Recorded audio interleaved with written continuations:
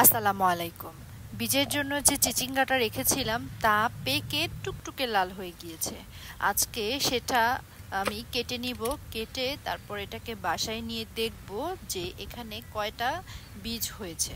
চলুন তাহলে আমরা এটা কেটে নিই।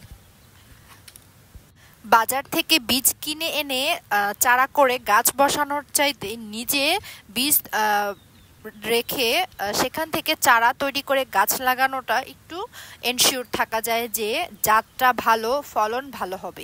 এই চিচিঙ্গা গাছটা আমি অনলাইনে বীজ কিনে এনে তারপর চারা করেছিলাম। মাশাআল্লাহ, জাতটা খুবই ভালো পড়েছে। তাই আমি একটা চিচিঙ্গা রেখেছিলাম বীজের জন্য। চিচিঙ্গাটা পাকতে সময় নিয়েছিল।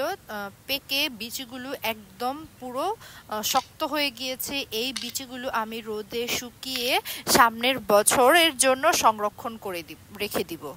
পেজ থেকে আমি বীজগুলো কিনে খুবই শঙ্কায় ছিলাম যে আসলেই তারা যেরকমটা বলেছে সেরকম হয়েছে কিনা।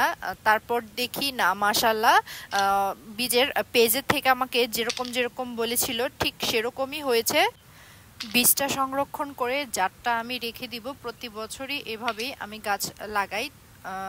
যে কোনো বীজ যদি আমার কাছে ভালো হয়, জাতটা যদি ভালো হয়, আমি সেটা বীজ নিয়ে রেখে দিই আগামী বছর লাগানোর জন্য। বীজগুলো রাখার পর গুনে গুনে দেখলাম এখানে প্রায় 20টি বীজ হয়েছে।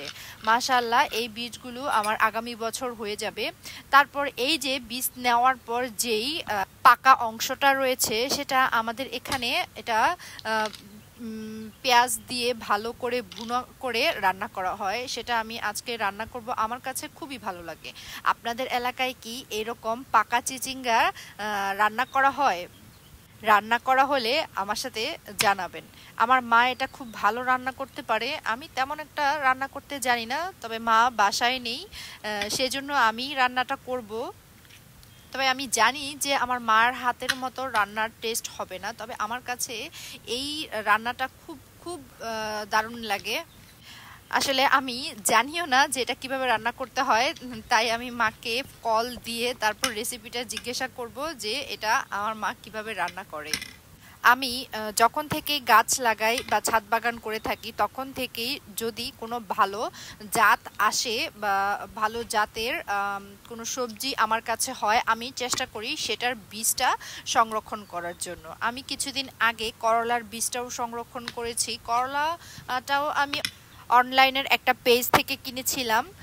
মাশাআল্লাহ, তাদের কথা মতোই ফলন হয়েছে, যেরকমটা এই চিচিঙ্গাটার হয়েছিল। বীজ তো নিয়ে নিলাম, এখন এই রান্নাটা ভালো করে করতে পারলেই হয়। এতক্ষণ সাথে থাকার জন্য ধন্যবাদ। বাই বাই, আল্লাহ হাফেজ।